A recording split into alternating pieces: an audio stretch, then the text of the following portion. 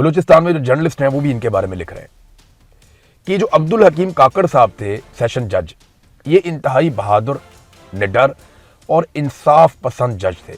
इन्होंने कभी जुल्म और ज्यादती का साथ नहीं दिया। मिलिट्री एस्टेब्लिशमेंट ने जितना मर्जी दबाव डाला, हुकूमत की तरफ से जितना भी दबाव आया, इन्होंने हमेशा अपनी अदालत में इंसाफ किया और ये बरमला कहते रहे कि मैं इंसाफ ही करूंगा। तो ऐसे जजेस जो है वो ठंडी हवा का झोंका होते हैं। जज साहब के जराइम बहुत बड़े बड़े थे। जज साहब ने मारंग बलोच को और उनके साथियों को, गुलजादी बलोच वगैरह को, इन्होंने 3 मुकदमात में उन्हें जमानतें दी हैं जज साहब ने। इसके अलावा बीबर्क बलोच को एक मुकदमे में बरी भी किया है। तो इनके सामने जब भी मामला आते थे, हकायक देखते थे, ये नहीं देखते थे इसके पीछे कौन है, दबाव कौन डाल रहा है। जितना मर्जी दबाव डालो, जज साहब इंसाफ के साथ फैसला करते थे। और एक इंसाफ पसंद जज की आवाज बंद कर दी गई। एक ऐसा जज कत्ल हुआ जो इंसाफ करता था बलूचिस्तान में, और पाकिस्तान का एक ऐसा बेटा था जिस पे पाकिस्तानी फख्र कर सकते हैं। तो ये एक इंतहाई शौक का दिन है। बलूचिस्तान की अदलिया को इस पे एक्शन लेना चाहिए, इस पे नोटिस लेना चाहिए, इस पे तमाम बलूचिस्तान के वकला को आवाज उठानी चाहिए। अगर इस तरह के जजेस को मार दिया जाएगा, कत्ल कर दिया जाएगा, नामालूम अफराद आएंगे, उन पे गोली चलाएंगे, उनको मार देंगे, तो फिर बलूचिस्तान में इंसाफ कौन करेगा? फिर तो सारे कंप्रोमाइज्ड लोग रह जाएंगे, वो कंप्रोमाइज करते जाएंगे और आपको कभी इंसाफ नहीं मिलेगा। लिहाजा बलूचिस्तान के लोगों को सेशन जज अब्दुल हकीम काकड़ शहीद के लिए खड़े होना चाहिए और इनके नाम को जिंदा रखना चाहिए और जोर लगाना चाहिए इस बारे में कि इंसाफ हो। नाज़रीन, इंसाफ की हालत यह है कि इमरान खान का बेटा, इमरान खान कोई ऐसे गैर मकबूल आदमी तो नहीं है ना, कोई ऐसा बंदा तो नहीं है कि जिसे दुनिया नहीं जानती, उसके बारे में किसी को नहीं पता। पाकिस्तान का सबसे मकबूल आदमी है। अगर पूरी दुनिया में कहीं भी आप जाते हैं तो लोग इमरान खान को जानते हैं, आसिम मुनीर को नहीं जानते, शहबाज शरीफ को नहीं जानते, उन्हें पता ही नहीं है कौन लोग हैं, और किसी को भी नहीं जानते। लोग इमरान खान को जानते हैं। इमरान खान के बेटे ने एक दफ़ा फिर अपील की है और उसने कहा जी मैं अपने बाप से बात करना चाहता हूँ, मैं उसको बहुत मिस कर रहा हूँ। और आलमी बरादरी से उसने अपील की कि आलमी बरादरी इस नाइंसाफ़ी से नजरें ना चुराए। नाइंसाफ़ी के सामने खामोशी सिर्फ नाइंसाफ़ी को तकवीयत देती है। बड़ा लंबा चौड़ा बयान उन्होंने दिया है। एक दफ़ा फिर आलमी बरादरी से अपील की है कि इमरान खान के साथ जुल्म और ज्यादती हो रही है, इस मामले में इंसाफ करवाया जाए और आलमी बरादरी अपना असर रसूख इस्तेमाल करे। लेकिन इस पर जिनकी हुकूमत है ना, ये हमेशा हुकूमत में नहीं रहे, ये रिसीविंग एंड पे भी थे। मिसाल के तौर पे नवाज शरीफ, ये ज़ेर ताब भी रहे, जरदारी ये भी ज़ेर ताब रहे, ANP ये भी ज़ेर ताब रही। फजलुर रहमान के अलावा हर आदमी ज़ेर ताब रहा मादी में। फजलुर रहमान साहब हमेशा से अच्छे हालात में रहे, उनके लिए कोई बुरे हालात कभी ज्यादा आए नहीं। तो बाकी लोग जो है ना बुरे हालात में रहे मादी में।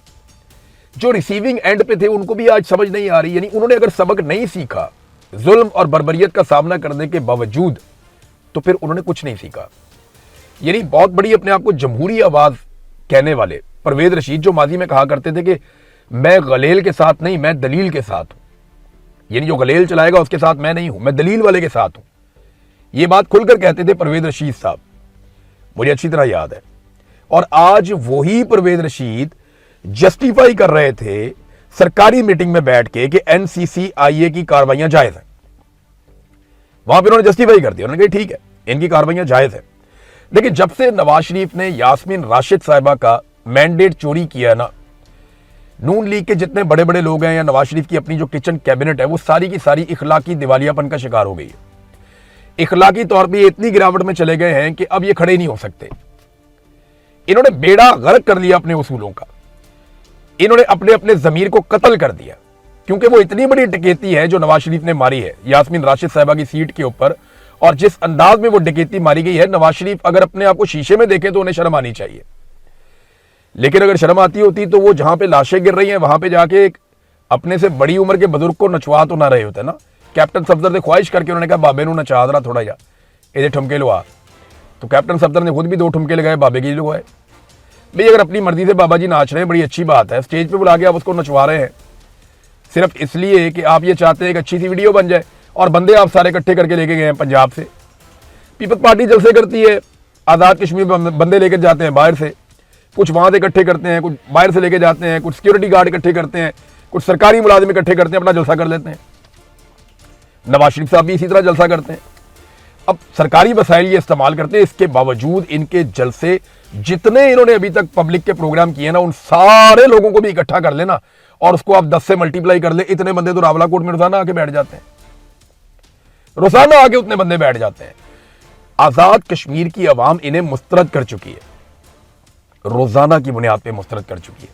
लेकिन आप देखिएगा पाकिस्तान का जो मिलिट्री रिजीम है वो आजाद कश्मीर में एक जाली हुकूमत बनाने की पूरी कोशिश करेगा। अगर कोई उसे रोक सकता है तो वो आजाद कश्मीर के अवाम है। देखना यह है कि वो इसे कैसे रोकते हैं। हिजरत कामरान साहब हैं, इनकी बात जरूर करनी है मुझे।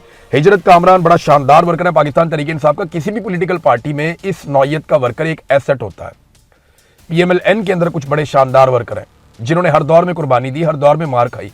वहीद गुल साहब एक हुआ करते थे, मुझे याद है, उन्होंने बहुत मार खाई थी, बहुत मार खाई थी। नवाज शरीफ साहब सारे लोग डील करके भाग के चले गए थे, उन्होंने बहुत मार खाई थी, मुझे याद है। ज़ईम कादरी ने बहुत मार खाई थी, अल्लाह ताला उन्हें गरीके रहमत करे, अब तो वो इंतकाल कर गए।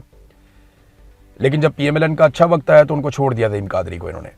तो इस तरह पीपल्स पार्टी में कुछ बड़े शानदार, बड़े जबरदस्त वर्कर्स हुआ करते थे, अभी भी है। तो ये PTI का एक ऐसा नजरियाती वर्कर है जो हर तरह की कुर्बानी दे चुका है माजी में। हिजरत कामरान, इन्हें जनाब नौशेरा से कोहाट आते हुए अगवा कर लिया गया और कहां किया गया? खैबर पख्तूनख्वा में, जहां हुकूमत है सुहेल अफरीदी साहब की, पाकिस्तान तहरीक इंसाफ की। तो पाकिस्तान तहरीक इंसाफ की अपनी हुकूमत है और पाकिस्तान तहरीक इंसाफ का अपना वर्कर है और वो खैबर पख्तूनख्वा का ही रहने वाला है हिजरत कामरान, और उसे खैबर पख्तूनख्वा से ही अगवा कर लिया जाता है, पता ही नहीं चलता वो कहां गया। ये कितनी बड़ी ज्यादती है। वज़ीर आला को इसका नोटिस लेके फौरी तौर पे तमाम इदारों को वार्निंग देनी चाहिए कि हमें ये बंदा 24 घंटे के अंदर अंदर चाहिए। जिस तरह इमरान खान ने फौरी तौर पे मुतीउल्लाह जान को बाजियाब करवाया था, 5 घंटे के अंदर अंदर बाजियाब करवाया था मुतीउल्लाह जान को इमरान खान ने, तो क्या सुहेल अफरीदी नहीं करवा सकते? उन्हें हर हाल में हिजरत कामरान को बाजियाब करवाना चाहिए, वरना फिर कोऑपरेशन बंद करें जो कोऑपरेशन बिला वजह वो कर रहे हैं। नाज़रीन, आपको थोड़ा सा हम इंटरनेशनल मीडिया या खबरों की तरफ जाएंगे, लेकिन उससे पहले DI खान में पुलिस चौकी के ऊपर एक खुद कुछ धमाका हुआ है। उसमें 5 से ज़ायद पुलिस अहलकार अभी तक बताए जा रहे हैं कि वो शहीद हो गए हैं, जबकि 10 के करीब बताए जा रहे हैं कि वो ज़ख्मी हो गए हैं। तो इंतहाई खौफनाक हालात हैं। दहशतगर्दी के हवाले से रोज़ाना कोई ना कोई वाक़या कहीं ना कहीं हो जाता है और हुकूमत इसे कंट्रोल करने में अभी तक नाकाम है। अब आ जाए आखिरी खबर की तरफ कि अमरीकी तर्जुमान ने भी ये कह दिया है, वाइट हाउस की जो बात डोनाल्ड ट्रंप ने कही थी कि सऊदी अरब को अब्राहम अकॉर्ड पे दस्तखत करने पड़ेंगे, जबकि जो असल मुआहदा हुआ था ना पिछले साल जब ये बातचीत शुरू हुई थी, अक्टूबर 2025 में गालिबन ये मामला शुरू हुआ था, अमेरिका और सऊदी अरब के बीच में जो एक डील हो रही है, न्यूक्लियर डील, ये कोई एटम बम बनाने वाली डील नहीं है। इस डील का ताल्लुक सिर्फ और सिर्फ तवानाई के हवाले से, ऐसी चीज़ों के हवाले से। तो जो न्यूक्लियर डील होने जा रही है उसमें अब डोनाल्ड ट्रंप ने कह दिया जी इसको हम मशरूत कर रहे हैं, किसके साथ? इसको मशरूत कर रहे हैं कि सऊदी अरब अब्राहम अकॉर्ड के ऊपर दस्तखत कर दे, इसके साथ हम इसको मशरूत करने जा रहे हैं। तो सऊदी अरब पे दबाव है, सऊदी अरब के जवाब का हम इंतजार करेंगे। तो अब तक के लिए इतना ही। अपना ख्याल रखिएगा, अपने चैनल का भी। अल्लाह हाफिज़।